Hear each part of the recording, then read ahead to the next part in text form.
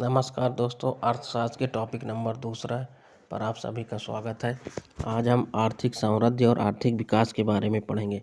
आर्थिक समृद्धि का मतलब कैसे हमारे पास धन आएगा और धन आने के बाद हम अपना विकास कैसे कर सकते हैं। इसके पहले हमने प्राथमिक क्षेत्र, द्वितीयक क्षेत्र और तृतीयक क्षेत्र पर पढ़ा था।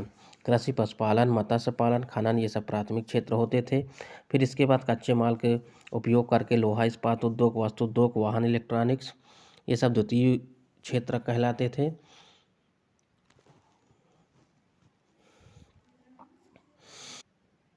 इसके बाद तृतीयक क्षेत्र जितनी सेवाओं वाले थे वो तृतीयक क्षेत्र कहलाते थे। बीमा, बैंकिंग, चिकित्सा, शिक्षा।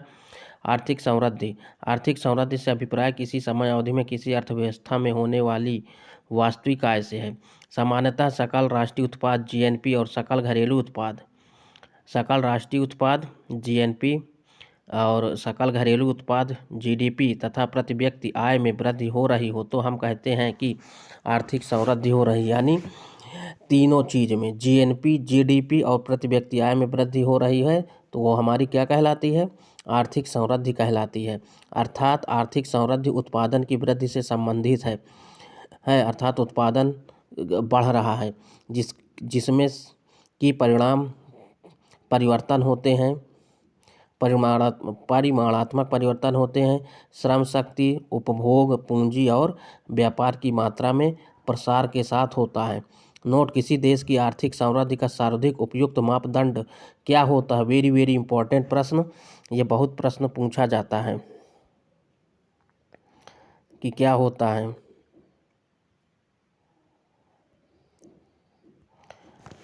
कि किसी देश की आर्थिक समृद्धि का उपयुक्त मापदंड क्या होता है? प्रति व्यक्ति आय की, उसकी आय कितनी होगी।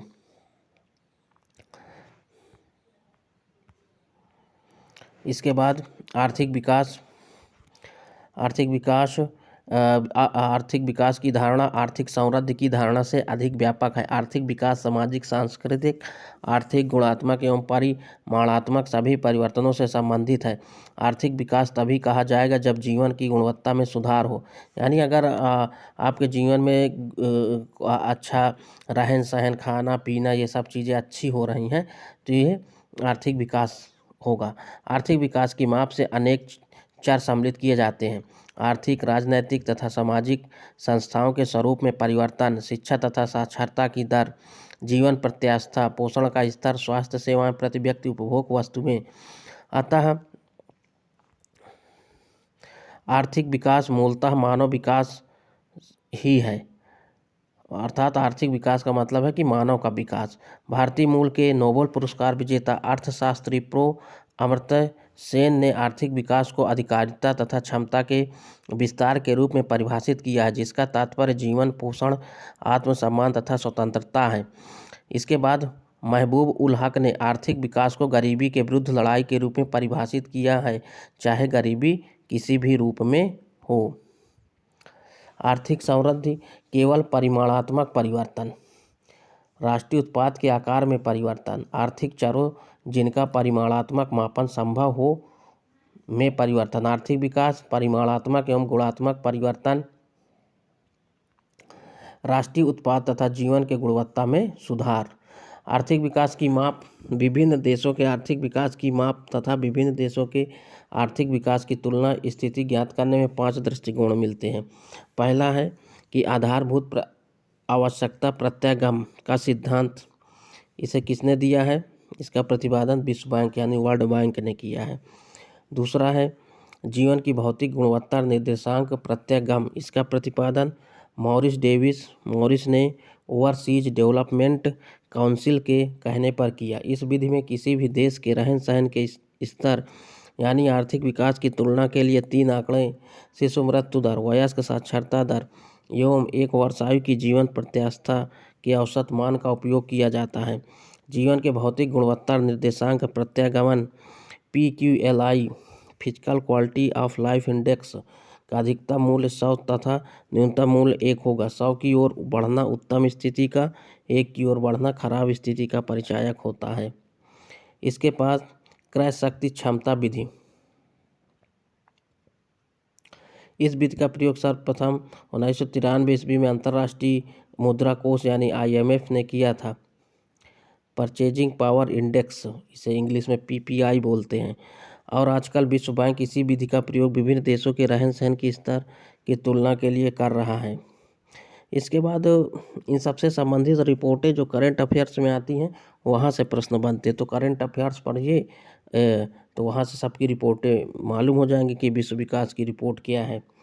ठीक है, ये पुराने है, पुराना डाटा दिया गया है। अब हम पढ़ते हैं निवल आर्थिक कल्याण। निवल आर्थिक कल्याण बराबर क्या होगा? सकल राष्ट्रीय उत्पाद माइनस का उत्पादन की छिपी लागत तथा आधुनिक नगरीकरण की हानियाँ प्लस अवकाश तथा गृहणियों की सेवाएं। सैमुअल्सन का मत है कि निवल आर्थिक कल्याण नेट इकोनॉमिक वेलफेयर लोगों के जीवन में निर्वाह में सुधार की सही माप करेगा। इस धारणा का प्रयोग सबसे पहले डैली तथा कॉब ने 1989 ईस्वी में किया। जीवन में गुणवत्ता सुधार आर्थिक विकास का मापक की माप के लिए विलियम नोरदास तथा जेम्स टोबिन ने मेजर ऑफ इकोनॉमिक वेलफेयर की धारणा विकसित की, जिसे बाद में सैमुअल्सन ने संशोधित कर नेट इकोनॉमिक वेलफेयर कहा। अब इसके बाद आता है मानव विकास सूचकांक SDI। इस सूचकांक का प्रतिपादन 1990 में United Nation Development Programme UNDP से जुड़े अर्थशास्त्री महबूब उल हक तथा उनके सहयोगियों ने किया। तो इससे पूछा जाता है कि HDI का प्रतिपादन किसने किया था? तो महबूब उल हक तथा उनके सहयोगियों ने। महबूब उल हक का नाम ज़्यादा पूछा जाता है। मानव विकास सूचकांक के 3 आधारभूत आयाम पूछे जाते हैं: ज्ञान, जन्म के समय जीवन प्रत्यास्था और तथा क्रय शक्ति समायोजित प्रति व्यक्ति के रूप में प्रदर्शित जीवन निर्वाह का स्तर। मानव विकास सूचकांक का उच्चतम मान 1.0 तक हो सकता है। मानव विकास सूचकांक स्वास्थ्य, शिक्षा एवं आय आदि के स्तर के आधार पर तैयार किया जाने वाला संयुक्त राष्ट्र विकास कार्यक्रम UNDP का सूचकांक है। HDI में ये पेपर में ज़्यादातर इनका स्थान पूछा जाता है। तो जैसे HDI ह्यूमन डेवलपमेंट इंडेक्स में 2025 का पूछा जाएगा, तो भारत का स्थान 130वां है। इसके बाद खुशहाली रिपोर्ट्स भी पूछी जाती हैं। तो खुशहाली रिपोर्ट में वर्ल्ड हैप्पीनेस इंडेक्स में भारत का स्थान 118वां है। यही पेपर में प्रश्न बनता है। तो HDI में 130वां और खुशहाली में 118वां। खुशहाली मनुष्य मात्र की आकांक्षा है जो कि सामाजिक प्रगति का पैमाना बन सकता है। दुनिया भर के देशों के लोग खुश हैं कि नहीं, इस सही माप की कुंजी खुशहाली शब्द के अर्थ में ही निहित है। सस्टेनेबल डेवलपमेंट सॉल्यूशन नेटवर्क ने 2012 ईस्वी से विश्व खुशहाली रिपोर्ट का प्रकाशन शुरू किया है। तो पेपर में पूछा जाता है कि खुशहाली रिपोर्ट कौन जारी करता है? तो सस्टेनेबल डेवलपमेंट सॉल्यूशन नेटवर्क। इस रिपोर्ट में राष्ट्रों की खुशहाली की माप की जाती है, जिसका मूल उद्देश्य है राष्ट्रों की लोकनीति के पथ प्रदर्शन करना। खुशहाली की माप 6 कारकों के आधार पर किया जाता है: प्रति व्यक्ति GDP, क्रय शक्ति, तुल्यता के आधार पर, सामाजिक सहयोग, स्वास्थ्य, जीवन प्रत्यास्था, जीवन विकल्पों के चयन की स्वतंत्रता, उदारता तथा भ्रष्टाचार का बोध। तो अब याद रखिएगा, खुशहाली रिपोर्ट में भारत का स्थान 118वां है 2025 में। ठीक है, और इसके बाद HDI ह्यूमन डेवलपमेंट इंडेक्स में कितना है? तो 130वां है। आधारभूत आवश्यकता का प्रत्यागमन का सिद्धांत किसने दिया था? विश्व बैंक ने दिया था। और इससे प्रश्न कि HDI को जो है सर्वप्रथम किसने प्रतिपादन किया था? अर्थशास्त्री महबूब उल हक ने किया था। और एक और प्रश्न है राष्ट्र में, किसी देश की आर्थिक समृद्धि का सर्वाधिक उपयुक्त मापदंड क्या हो सकता है? तो सर्वाधिक मापदंड क्या हो जाएगा? तो हो जाएगा प्रति व्यक्ति आय होता है। और यहाँ की क्लास यहीं से ख़त्म होती है। धन्यवाद।